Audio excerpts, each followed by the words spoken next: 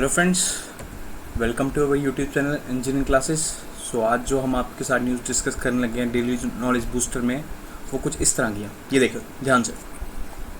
आपने सुना होगा थोड़े दिन पहले कि आरबीआई का एग्रीमेंट हुआ है श्रीलंका के सेंट्रल बैंक के साथ। इन्होंने करेंसी स्वैप की बात की है। देखो अभी हेडलाइन देखिए, India finalises the 400 million currency swap for Sri Lanka to consider president Rajapaksa's request for further aid. अभी ये हुआ है फाइनल बेटा कि इंडिया के आरबीआई ने श्रीलंका का जो सेंट्रल बैंक है उसके साथ 400 मिलियन डॉलर की करेंसी स्वैप का बात की है। ठीक है, तो अभी मैं आपको यहाँ से बताना चाहता हूँ कि करेंसी स्वैप चीज़ क्या आखिरकार। ये बड़ा एक करंट अफेयर का अच्छा कंसेप्ट है, तो इसको क्लियर करना बहुत इंपॉर्टेंट है। आगे देखते हैं। बेसिकली करेंसी स्वैप क्या है। पहले करेंसी स्वैप से पहले मैं आपसे कुछ बेसिक कवर करना चाहूँगा। देखो, कोई भी एक कंट्री है, for example this is one country, कोई भी कंट्री है, ठीक है। इस कंट्री को बहुत सा सामान एक्सपोर्ट करना होगा बाहर, जो ये बाहर बेचती होगी, और बहुत सा सामान ये इंपोर्ट करती होगी, जो बाहर से लेती है। एग्जांपल कर लो कि इंडिया ही है, ये इंडिया का बताया मैंने। बहुत सा सामान इंडिया एक्सपोर्ट करती है जो बाहर बेचती है, और बहुत सा सामान इंडिया खरीदती है। ठीक है, जब ये खरीदती है तो उसको क्या देती है, जिस भी कंपनी से, जिस भी कंट्री से कुछ सामान खरीदे तो उसको क्या देती है, mostly US dollar, most of the time US dollar देती है। इसलिए जब ये अपना सामान खुद बाहर बेचती है, एक्सपोर्ट करती है, तो उस कंट्री से भी क्या लेती है, मोस्टली यूएस डॉलर। और भी कोई करेंसी हो सकती है, हार्ड करेंसी हो सकती है, बट ज़्यादा फोकस हमारा किस पे रहता है, यूएस डॉलर पे रहता है। ठीक है, हमने क्या नोटिस किया, हमारा जितना भी ट्रेड हो रहा है, पेट्रोल हो रहा है, सॉफ्टवेयर में हम एक्सपोर्ट कर रहे हैं, पेट्रोलियम प्रोडक्ट्स हम इंपोर्ट कर रहे हैं, क्रूड ऑयल इंपोर्ट कर रहे हैं, ये सब गोल्ड इंपोर्ट कर रहे हैं, ये सब हम किस में डील कर रहे हैं, मोस्ट ऑफ द टाइम हम डॉलर में डील करते हैं, मोस्ट ऑफ द टाइम, क्योंकि डॉलर मोस्टली सबसे ज़्यादा एक्सेप्टेड करेंसी है। ठीक है, जस्ट फॉर एग्जाम्पल, अब इसी कंट्री की, हम ये कोई कंट्री है इसकी एग्जाम्पल लें। फॉर एग्जाम्पल, इसका इस समय एक्सपोर्ट नहीं हो रहा, जो एक्सपोर्ट होता है कंट्री का वो ख़त्म है, मतलब कि इसके पास डॉलर का सोर्स नहीं है, एक्सपोर्ट ख़त्म हो गया ड्यू टू सम रीज़न। जो इसके प्रोडक्ट्स थे, इस कंट्री के प्रोडक्ट्स थे, उनकी बाहर मार्केट में डिमांड ख़त्म हो गई है, तो मतलब इसके प्रोडक्ट्स अब बाहर नहीं बिकेंगे। बाहर जहाँ कंट्री से बाहर निकल रहे थे, कोई कंट्रियाँ डिमांड कर रही थी, वो अब नहीं डिमांड कर रही, इसका एक्सपोर्ट ख़त्म हो गया। जो इसके एक्सपोर्ट से इसे डॉलर मिलता था, जिस डॉलर से कमाई करता था, वो डॉलर भी ख़त्म हो गया आना। ठीक है, समझ आई यहाँ तक बात। बट ये कंट्री बाहर से ऑयल को इंपोर्ट करती है, ऑयल को इंपोर्ट करती है। अब ऑयल की ज़रूरत तो हमेशा है, अभी तक तो, जब तक हमारे पास कोई टेक्नोलॉजिकल चेंज नहीं आती तब तक हम ऑयल पे डिपेंड हैं। ट्रांसपोर्टेशन के लिए, इंफ्रास्ट्रक्चर, कितनी भी चीज़ें जो हम करें, हमें ऑयल चाहिए। सपोज अब इसको इंपोर्ट इसका हो रहा है, क्योंकि ऑयल की इंपोर्ट है, तो इसको डॉलर की ज़रूरत रहेगी, क्योंकि इसने डॉलर देना तो है आगे, क्योंकि जो ऑयल कंपनी है वो तो इससे डॉलर लेगी। बट इस कंट्री के पास डॉलर का सोर्स नहीं रहा। क्या पता थोड़े टाइम के लिए इसके पास जो एक्सपोर्ट से कमाया हुआ डॉलर हो वो बचा हो इसके पास, ये उससे अपना काम चला रहा हो। बट कुछ टाइम बाद क्या होगा बेटा कि वो जो डॉलर इसने एक्सपोर्ट से कमाया था वो ख़त्म हो जाएगा, बट इसको इंपोर्ट फिर भी करना ऑयल, फिर इसके पास डॉलर नहीं बचेगा, फिर इसके पास डॉलर नहीं बचेगा। तो फिर इसके पास क्या रह जाता है बेटा, इसके पास यही चीज़ रह जाती है कि ये अपना कहीं बाहर से मार्केट से उधार पे डॉलर उठा ले। इसके पास ये ऑप्शन रह जाता है कि जा तो किसी एक पर्टिकुलर कंट्री से लोन ले ले, जा आईएमएफ से लोन ले ले, जा फिर जितने भी बैंक्स होते हैं, ये सब एनबीएफसीज होती हैं, इनसे डॉलर को उठा ले। ठीक है, ये इसके पास ऑप्शन रह जाता है। ठीक है, यहाँ तक समझ आया। एक कंट्री थी जो एक्सपोर्ट भी कर रही थी, इंपोर्ट भी कर रही थी, but due to some reason उसका एक्सपोर्ट फॉल कर गया, तो उसके पास डॉलर का सोर्स नहीं रहा। अब पर उसे इंपोर्ट करना ही है तो उसे डॉलर देना ही देना है, बट अब उसका डॉलर नहीं बचा तो वो क्या करेगा। तो इसी कंडीशन से बचने के लिए कंट्रीज़ क्या करती हैं बेटा, पहले ही फ्यूचर में ही करेंसी स्वैप का एग्रीमेंट रखती हैं। ये एग्रीमेंट क्या कहता है बेटा, ये एग्रीमेंट ये कहता है कि आप एक किसी पर्टिकुलर कंट्री के साथ एग्रीमेंट कर लो और उस कंट्री को बोल दो कि कल को अगर मुझे किसी अमाउंट की डॉलर की ज़रूरत पड़ी तो तू मेरे से मेरे देश की करेंसी ले लेना और मुझे डॉलर दे देना। फिर समझाता हूं, स्वैप का क्या मतलब होता है, लेमैन में एक्सचेंज। ठीक है, अब सिचुएशन क्या आ चुकी है, सिचुएशन ये आ चुकी है कि जो एक पर्टिकुलर कंट्री है, ठहरो मैं इसे थोड़ा साफ करके समझाता हूँ कि आपको अच्छे से समझ आने। बेटा ये बड़ा अच्छा कंसेप्ट है, अगर आपको समझ लग गया तो आपको टेंशन खत्म हो जाएगी।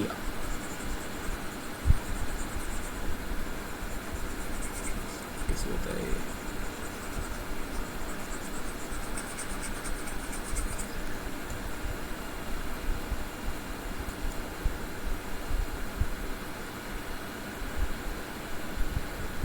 हाँ ठीक है, हाँ बेटा ठीक है। अब मैंने आपको क्या बताया, सिचुएशन ऐसी आ चुकी है कि कंट्री के पास डॉलर क्या हो चुका है, ख़त्म, ज़ीरो हो चुके हैं। उसको इंपोर्ट कराना है, उसके लिए उसे डॉलर बाहर देने हैं, बट उसके पास डॉलर नहीं है। वो कंट्री क्या करेगी, वो कंट्री जा तो किसी से लोन उठाएगी, जा IMF के पास जाएगी, या वर्ल्ड बैंक के पास जाएगी। ठीक है, तब जैसी जो कंडीशन होगी उस हिसाब से उसे रेट मिलेगा लोन का। बट इस कंट्री ने क्या कर रखा है बेटा, इस कंट्री ने पहले ही किसी एक और कंट्री के साथ एक एग्रीमेंट कर रखा है, इस कंट्री के साथ एग्रीमेंट कर रखा है कि क्या कल को अगर बाय चांस मुझे डॉलर की कमी पड़ती है तो मेरे भाई तू ऐसा करना, तू मेरी करेंसी ले लेना और मुझे उसके बदले डॉलर दे देना। ठीक है, जैसे फॉर एग्जांपल ये है श्रीलंका। श्रीलंका को इंपोर्ट अभी भी करवाना है, उसके लिए उसको डॉलर चाहिए। श्रीलंका का एक्सपोर्ट खत्म हो चुका है। ठीक है, डॉलर का सोर्स उसे अब इतना नहीं बचा, तो उसने क्या बोला इंडिया को कि मेरे भाई तू मेरा अच्छा दोस्त है, आज मुझे कमी पड़ रही है, मुझे प्लीज़ यार डॉलर दे दे। तो इंडिया ने बोला कि ठीक है भाई, मैं तेरे को डॉलर दे दूंगा, जब तेरे को कल को जरूरत पड़ेगी डॉलर दे दूंगा, बट उसके लिए पहले ही मेरे साथ एग्रीमेंट कर ले। उस एग्रीमेंट को कहते हैं हम करेंसी स्वैप एग्रीमेंट। इस एग्रीमेंट में एक करेंसी स्वैप की जाती है डॉलर के बदले। जैसे श्रीलंका बोल देगी इसे कि मेरे पास जो मेरी अपनी करेंसी है मेरे से वो ले ले, जब मेरे पास तेरे रुपया पड़ा है मेरे से वो ले ले, बट फिलहाल के लिए मुझे इतना अमाउंट का डॉलर दे दे। ठीक है, ये बोलेंगे ठीक है मैं तेरे को डॉलर दे देता हूँ और इस रेट पे दे देता हूँ, उसका ये % इंटरेस्ट रहेगा। ऐसा नहीं है कि फ्री में दे देगा, उस पर एक पर्टिकुलर इंटरेस्ट रेट चार्ज करेगा ही करेगा। अब आप सोच रहे होगे कि वो इस कंट्री से ले रही है, इससे अच्छा वर्ल्ड बैंक या IMF से ले लेती, क्यों इस कंट्री के पास गई? क्योंकि बेटा जो ये एग्रीमेंट है ना कंट्री के बीच में, करेंसी स्वैप का एग्रीमेंट, इसमें जो हमने एक्सचेंज रेट होता है ना और इंटरेस्ट रेट, वो हम खुद तय कर सकते हैं कि नहीं यार मेरे को 50 रुपये के बदले नहीं 48 रुपीज़ के बदले दे दे, मैं तेरा अच्छा फ्रेंड हूँ, प्लीज़ समझा कर। मार्केट रेट चाहे 55 चल रहा होगा, बट इन दोनों के बीच में अगर एग्रीमेंट हो रखा है तो ये पहले ही डिसाइड कर लेंगे, चल कल को जो भी रेट चल रहा होगा मैं तुझे 48 पे दे दूंगा 2% इंटरेस्ट के साथ। समझ पा रहे हो? ये एक एग्रीमेंट हो गया इन दोनों कंट्रीज के बीच। इस एग्रीमेंट को हम क्या कहते हैं, currency swap agreement. I hope आपको थोड़ा समझ आया होगा। अभी नहीं समझ आया तो हम आगे एक और बारी अच्छे से पढ़ते हैं, फिर और समझ आ जाएगा। अभी न्यूज़ देखो क्या है। The Reserve Bank of India has agreed to $400 million currency swap facility for Sri Lanka till November 2022 to boost the foreign reserves and ensure the financial stability of the country. क्या होता है बेटा कि हमारी जो RBI के साथ श्रीलंकन सेंट्रल बैंक का एग्रीमेंट हो चुका है, वो कह चुके हैं कि यार 2022 तक हमें कभी भी ज़रूरत पड़ गई डॉलर की तो तू प्लीज़ हमारे साथ हमें वो डॉलर दे देना। कितने अमाउंट का डॉलर? $400 million दे देना। $400 million की अगर हमें ज़रूरत पड़ गई 2022 तक तो प्लीज़ तू हमें दे देना। इस एग्रीमेंट को कहते हैं हम करेंसी स्वैप एग्रीमेंट। तो इंडिया क्या करेगी, उसे $400 million दे देगी, उसके बदले उससे कोई और करेंसी ले लेगी। मोस्ट ऑफ द टाइम वो उसी की खुद की जो करेंसी होगी श्रीलंका की वो उससे ले लेगी और एक्सचेंज रेट ये पहले ही तय कर लेंगे कि हम इतने एक्सचेंज रेट पे करेंगे। जो मार्केट में एक्सचेंज रेट चल रहा होगा उस हिसाब से बात नहीं होगी, ये खुद एक दूसरे से म्यूचुअली जो इनको लगेगा कि हाँ इतना पर्टिकुलर अमाउंट का एक्सचेंज रेट होना चाहिए वो तय करेंगे और इंडिया उस पर इंटरेस्ट रेट भी लेगी। क्लियर है? जो कंट्री पैसा ले रही है उस समय, जो कंट्री डॉलर ले रही है, उसको क्या फ़ायदा है, उसको ये फ़ायदा है कि उस समय उसको मार्केट से सस्ते रेट पे डॉलर मिल जाएगा आसानी से, ज़्यादा आगे पीछे जाने की ज़रूरत नहीं करनी पड़ेगी। और जो कंट्री दे रही है उसको क्या फ़ायदा है, उसका जो डॉलर पहले उसके बैंक अकाउंट में पड़ा हुआ था, अब वो डॉलर इन्वेस्ट हो चुका है, उस डॉलर पे उसको इंटरेस्ट मिल रहा है। क्लियर है। और फिर जब कंडीशन नॉर्मल होगी, कुछ टाइम बाद नॉर्मल होगी, तो फिर यही डॉलर वो इंडिया को वापस दे देगी और इंडिया को जो उसने करेंसी दी थी वो इंडिया से वापस ले लेगी। इस टोटल प्रोसेस को कहते हैं करेंसी स्वैप एग्रीमेंट।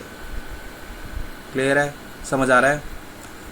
देखिए आप, currency swaps are used to obtain a foreign currency loans at a better interest rate that could be obtain by borrowing directly और फॉरेन मार्केट। यही जो मैंने बताया कि इसमें क्या होगा कि आपको जो फॉरेन करेंसी पे लोन मिलेगा वो एक बेटर इंटरेस्ट रेट पे मिलेगा। ये कंट्री इस कंट्री की दोस्त है, इसे बोलेगा मेरे भाई अगर मेरे को IMF 5% पे दे रहा है, जब कोई एक पर्टिकुलर 6% पे दे रहा है, तू मेरे को प्लीज 3% पे दे दे। ये इनके बीच में एग्रीमेंट पहले ही हो रखा होगा कि हाँ यार अगर कल को ऐसी कंडीशन आती है तो मैं तेरे को 1% कम दूंगा मार्केट से। क्लियर है। जो कंट्री पैसा ले रही है उसे क्या फायदा रहेगा, उसे 1% का इंटरेस्ट कम देना पड़ेगा। Central banks and government engage in currency swaps with foreign counterparts to meet the short-term foreign exchange liquidity। अब बेसिकली जो प्रॉब्लम अभी श्रीलंका फेस कर रहा है, ये जैसे अभी मैंने हाइपोथेटिक एग्जांपल दे दी कि मान लो कि इसका एक्सपोर्ट जीरो हो चुका है, ऐसा थोड़ी है कि जिंदगी भर इसका एक्सपोर्ट जीरो रहेगा। ये भी तो अपने लेवल पे देखेगा कि यार जा तो इम्पोर्ट कम कर लूँ अपना, जा तो कोई और सोर्स लगाऊँ परमानेंटली डॉलर का जहाँ से मेरे को डॉलर की कमाई हो। तो इसलिए जो हमारा ये मेजर जो स्टेप लिया जाता है करेंसी स्वैप का, ये शॉर्ट टर्म लिया जाता है, ये कुछ सालों के लिए लिया रहता है कि हाँ यार 3 साल तक मेरे को दे दे, उसके बाद मैं तेरे को वापस कर दूंगा। ठीक है। To ensure the foreign currency to avoid balance of payment crisis. Balance of payment crisis क्या होती है बेटा, अभी लेमन टर्म में समझो। बैलेंस ऑफ पेमेंट क्राइसिस क्या होती है कि आपको इंपोर्ट करवाना है, कुछ एक पर्टिकुलर चीज़ आपको इंपोर्ट करवानी है, ठीक है, उसके लिए आपको डॉलर देना है, बट आपके पास ये डॉलर नहीं है, ये डॉलर खत्म हो चुका है, आपके जो फॉरेन रिजर्व थे वो अब खत्म हो चुके हैं, उसमें डॉलर नहीं बचा। तो अब आप क्या करोगे, तो अब आपके पास ना ही इंपोर्ट कराने के लिए डॉलर बचा है और ना ही डॉलर आपके पास कोई सोर्स आ रहा है। तो आप क्या करोगे, आप किसी और कंट्री के पास जाओगे, हाथ फैला के IMF के पास जाओगे, वर्ल्ड बैंक के पास जाओगे लोन में, किसकी फॉर्म में, डॉलर की फॉर्म में, कि ताकि आप इंपोर्ट करवा सको। तो अगर ऐसी सिचुएशन आ जाए और उस कंट्री ने पहले ही करेंसी स्वैप एग्रीमेंट किया हो किसी और कंट्री के लिए, तो उसे ज़्यादा टेंशन लेने की ज़रूरत नहीं पड़ेगी, क्योंकि उसे पता है कि अगर मेरे पास खत्म हो रहा है फॉरेन रिजर्व, मैंने पहले ही एग्रीमेंट एक पर्टिकुलर कंट्री के साथ कर रखा है, वो मेरे को साथ के साथ पैसा दे देगा, तो मैं अपना इंपोर्ट करवा सकूंगा। जस्ट इमेजिन करो कि अगर कल को इंडिया के पास डॉलर खत्म हो जाए, इंडियन कितना ऑयल इंपोर्ट कराता है, इंडिया कंट्री कितनी ऑयल इंपोर्ट कराती है, उन ऑयल कंपनीज को पैसा कहाँ देता है, डॉलर में दिया जाता है। कल को इंडिया के पास डॉलर ना रहे तो इंडिया ऑयल इंपोर्ट नहीं करवा पाएगी। जस्ट इमेजिन कितनी बड़ी क्योटिक सिचुएशन आ सकती है। ये जो क्राइसिस होती है ना, कि जब आपके पास डॉलर भी कम हो चुका है और ना ही जब आपके पास डॉलर का कोई सोर्स भी नहीं बचा और ना ही आपके पास रिजर्व पड़ा डॉलर, उसको बैलेंस ऑफ पेमेंट क्राइसिस कहते हैं। अभी हम आगे इकोनॉमिक्स में और डिटेल में पढ़ेंगे बैलेंस ऑफ पेमेंट क्राइसिस क्या है। ठीक है। अब ये इट प्रोवाइड्स, इसको फिर से क्लियर कर देता हूँ, शीट पे थोड़ा गंद पड़ गया।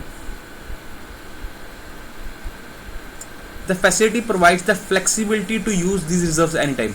अब एक बार उसे पता है कि मेरा एग्रीमेंट हो गया है, एग्रीमेंट एक पर्टिकुलर डेट तक किया है, कब किया उन्होंने, टिल नवंबर 2022 तक, तब तक वो कभी भी यूज़ कर सकता है इस एग्रीमेंट को, करेंसी स्वैप को कभी भी यूज़ कर सकता है। ऐसा नहीं है कि मैं इस दिन के बाद यूज़ कर सकता हूँ, एक बार एग्रीमेंट साइन हो गया उसके बाद आप कभी भी यूज़ कर सकते हो टिल एग्रीमेंट की जो डेट है। ठीक है। तो एक फ्लेक्सिबिलिटी देता है कंट्री के पास, उसको पता रहता है कि मैं वो टेंशन लेने की जरूरत नहीं है, मैं कभी भी इसका यूटिलाइजेशन कर सकता हूँ। The currency swap was extended India following a request from Sri Lankan side। अब इंडिया ने जो इनको अलाउ किया ये 400 का, ये बेसिकली श्रीलंका से रिक्वेस्ट आई थी। अब ऐसा नहीं है कि उन्होंने सीधा आए और मुंह उठा के रिक्वेस्ट कर दी तो हमने दे दिया। बेसिकली क्या हुआ था कि हमारा कुछ साल पहले एक दो साल पहले साउथ एशियन जो हमारी एसोसिएशन फॉर रीजनल कोऑपरेशन है, जिसको सार्क कहते हैं, इन कंट्रीज़ ने आपस में डिसाइड किया था, इंडिया ने खासकर डिसाइड किया था कि सार्क कंट्रीज़ को कभी भी किसी को लोन चाहिए होगा, सार्क कंट्री को, स्पेसिफिकली सार्क कंट्रीज़ को कभी भी किसी को करेंसी स्वैप एग्रीमेंट में जाना पड़े तो हम उसकी हेल्प करने के लिए रेडी हैं। और अभी क्या चल रही है, कोविड-19 पेंडेमिक चल रहा है, तो सबको पता है कि मार्केट पूरी स्लो ही पड़ी है, क्या पता किसी की जो एक्सपोर्ट प्रोडक्ट्स हों उनकी डिमांड कम हो गई हो, तो उसका डॉलर का सोर्स कम हो गया हो, इसलिए सार्क कंट्रीज ने डिसाइड किया कि हम एक दूसरे को करेंसी स्वैप का एग्रीमेंट साइन करेंगे। इसी के तहत इंडिया और श्रीलंका करेंसी स्वैप एग्रीमेंट में गए। इंडिया ने जो अभी आरबीआई ने सार्क नेशंस के साथ कर रखा है, वो कब से कब कर रखा है बेटा? 2019 से लेकर 2022 तक। इसके बीच में हम किसी भी कंट्री के साथ एग्रीमेंट में जा सकते हैं, करेंसी स्वैप की एग्रीमेंट में जा सकते हैं, दोनों कंट्री एक बारी बायलेटरल अगर एक्सेप्ट कर लें एग्रीमेंट को। ये क्या प्रोवाइड कर रहा है बेटे? ये हमें क्या प्रोवाइड कर रहा है? फाइनेंशियल स्टेबिलिटी प्रोवाइड कर रहा है पूरे सार्क रीजन को। फाइनेंशियल स्टेबिलिटी कैसे? क्योंकि आपको पता है कि उस कंट्री के पास डॉलर पड़े हैं, तो उस कंट्री का जो इंपोर्ट्स का इशू है वो इतना नहीं रहेगा, कंट्री को कोई फाइनेंशियल थ्रेट नहीं रहेगा, कोई टेंशन नहीं रहेगी माइंड में कि कल को अगर मेरा एक्सपोर्ट बंद हो जाता है तो मैं क्या करूंगा। उसे पता है कि अगर बाय द चांस कल को कभी मेरे पास डॉलर की कमी पड़ भी जाती है तो मेरे पीछे बैकिंग रहेगी उस कंट्री की, वो कंट्री मेरे को डॉलर दे देगी। क्लियर है? एडवांटेजेस क्या रहते हैं? Main purpose of engaging in currency swap is usually to procure some loans in foreign currency at a more favourable interest rate than borrowing directly. वही मैंने आपको बताया कि यहाँ पे क्या होगा, करेंसी में जो इंटरेस्ट रेट रहेगा वो आपके लिए फेवरेबल रहेगा। अगर बाहर आपको 5% का मिल रहा है, इसके पास आपको 3% का मिलेगा। क्लियर है? Help to reduce exposure to anticipated fluctuations in exchange rate. Anticipated fluctuations in exchange rate क्या मतलब होता है इसका? इसका क्या मतलब है बेटा? इसका मैं आपको मीनिंग बताता हूँ क्या है बेसिकली। इसका ये मीनिंग है कि फॉर एग्जाम्पल एक्सचेंज रेट क्या होता है? एक्सचेंज रेट ये होता है कि जैसे मान लो कि $1 है, वो हमारे जस्ट इमेजिन हाइपोथेटिकल कर रहा हूँ 50 रुपये के बराबर है। ठीक है, कल को मान लो कि हमारे पास डॉलर की कमी होना शुरू हो जाती है, हमारे पास बीओपी क्राइसिस टाइप सिचुएशन आ जाती है, डॉलर की कमी होना शुरू हो जाती है तो डॉलर मार्केट में कम अवेलेबल होगा। तो जब डॉलर मार्केट इंडियन मार्केट में कल कम अवेलेबल होगा तो ये जो प्राइस है चेंज हो जाएगी। ये क्या हो जाएगी? ये भी हो सकती है 70 रुपीज़। ठीक है, अब मान लो कि ये ऐसा चल रहा है, $1 अब 70 रुपीज़ में होगा, तो हमारी मार्केट में बहुत लोग स्पेकुलेशन करने के लिए बैठे होते हैं। फाइनेंशियल मार्केट्स कैसे चलती हैं कि यार $1 70 रुपये का हो रहा है, मैं ऐसा करता हूँ $2 खरीद के रख लेता हूँ अपने पास, कल को 140 में बेचूंगा। सब लोग ये सोचने लग पड़ते हैं। ठीक है, सब लोग ये सोचने लग पड़ते हैं। तो इसके कारण क्या होता है? डॉलर की डिमांड और बढ़ती है और बढ़ती है और बढ़ती है, और जो खुद की करेंसी होती है वो और गिरना शुरू हो जाती है और गिरना शुरू होती है और गिरना शुरू हो जाती है। ठीक है, बट वहीं जब यहाँ पहली कंडीशन में ही डॉलर्स वाले लोगों को पता है कि बहुत डॉलर पड़ा है, इससे ज़्यादा कोई फर्क नहीं पड़ने वाला, अगर मैं 5-6 अपने पास रख भी लूँ खरीद के तब भी कोई फर्क नहीं पड़ेगा, तो क्या होगा कि ये जो करेंसी कमज़ोर हुई यहाँ 50 से 70 पे आई, 70 से 100 पे आई, ये नहीं होगी। जो एंटीसिपेशन की वजह से फ्लक्चुएशंस होनी थी एक्सचेंज मार्केट में वो अब नहीं होगी। क्लियर है? समझ आया? आगे देखो। Swap agreements between the government also have a supplementary objective like promotion of bilateral trade. कह रहा है कि वो सब तो फाइनेंशियल स्टेबिलिटी देता है, लोन प्रोवाइड करता है, वो तो करता ही करता है, ऊपर से क्या हेल्प करता है? मान लो कि एक कंट्री है, उसने बी कंट्री के साथ करेंसी स्वैप की है। अब मान लो इंडिया ने श्रीलंका ने इंडिया के साथ करेंसी स्वैप की डील की है, तो अब बट ऑब्वियस सी बात है कि श्रीलंका को कहीं ना कहीं माइंड में ये रहेगा यार कि हमने इनका डॉलर वापस करना है, तो एक बायलैटरल रिलेशन तो अच्छा रहेगा ही रहेगा। वो क्या कहेगा कि यार मैंने इनके 500 रुपया वापस करना है, जस्ट एग्जांपल नहीं, अगर 500 रुपया वापस करना है तो मैं ऐसा करता हूँ, कुछ ऐसी चीज़ बनाता हूँ कि ये मेरे से 500 रुपये के बदले वो चीज़ खरीद ले, कि मेरी वो चीज़ भी बिक जाए और मेरा उधारी भी खत्म हो जाए। तो वो क्या बढ़ाएगा बेटा? बायलैटरल ट्रेड बढ़ाएगा, दोनों कंट्रीज के बीच में क्या बढ़ाएगा? ट्रेड बढ़ाएगा। और जिस कंट्रीज में ज़्यादा ट्रेड होता है ना बेटा, वो कंट्रीज मोस्टली पीसफुल रहती हैं, वो कंट्रीज मोस्टली पीसफुल रहती हैं। बट इसमें एक्सेप्शंस आप देख सकते हो, चाइना जैसी कंट्रीज हैं, क्योंकि वो जो ट्रेड है वो बड़ा ट्रेड डेफिशिएट है, इसलिए वो ट्रेड होने के बावजूद भी पीसफुल रहना पसंद नहीं करती। बट बाकी अगर आप पूरे ग्लोब में देखोगे, मोस्टली जिन कंट्रीज के बीच में ट्रेड है वो कंट्रीज पीसफुल रहना पसंद करती हैं, क्योंकि उनके बीच में वॉर होगी तो दोनों को नुकसान होगा, जो अग्रेसिव है उसका भी नुकसान होगा और दूसरी पार्टी का भी नुकसान होगा। और promotion of bilateral trade promote maintaining the value of foreign exchange reserve with central bank and ensuring financial stability. ये वही बात आ गई कि अगर उसको पता है कि उसके पास डॉलर पड़ा है तो उसकी करेंसी डिप्राइव नहीं होगी, डेप्रिशिएट नहीं होगी। वो लोगों को लगेगा नहीं कि हाँ मैं होर्डिंग कर लेता हूँ डॉलर की अपनी करेंसी दे के कि कल को बेनिफिट होगा, क्योंकि जैसे जैसे उसकी डॉलर की कीमत बढ़ती रहेगी तो लोग क्या कहेंगे कि हम डॉलर खरीद लेते हैं, फिर उससे डिमांड और बढ़ जाएगी, पूरी डिमांड का एक ट्रैप बन जाएगा। बट अगर ऐसा नहीं हो रहा होगा तो वो ट्रैप नहीं पड़ेगा, तो उसकी जो कंट्री में फाइनेंशियल स्टेबिलिटी है वो रहेगी। क्लियर है, समझ आ रहा है? अब हम थोड़ा साक के बारे में देख लेते हैं, क्योंकि ये सब शुरू कैसे हुआ था।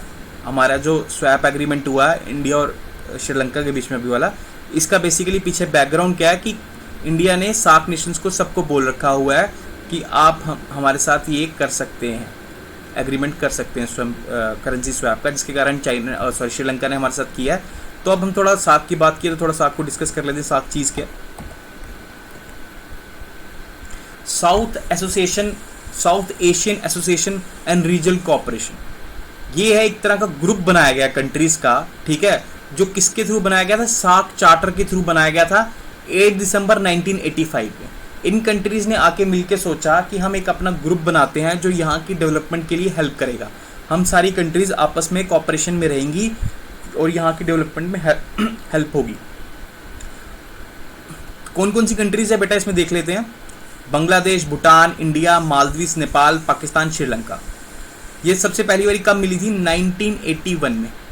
कहाँ पे मिली थी? फर्स्ट टाइम कोलंबो में मिली थी, ठीक है। Afghanistan become the newest member of SAARC at 13 annual summit 2005 में। अफगानिस्तान जो लेटेस्ट इसका मेंबर बना है वो कब बना है बेटा? 2005 में।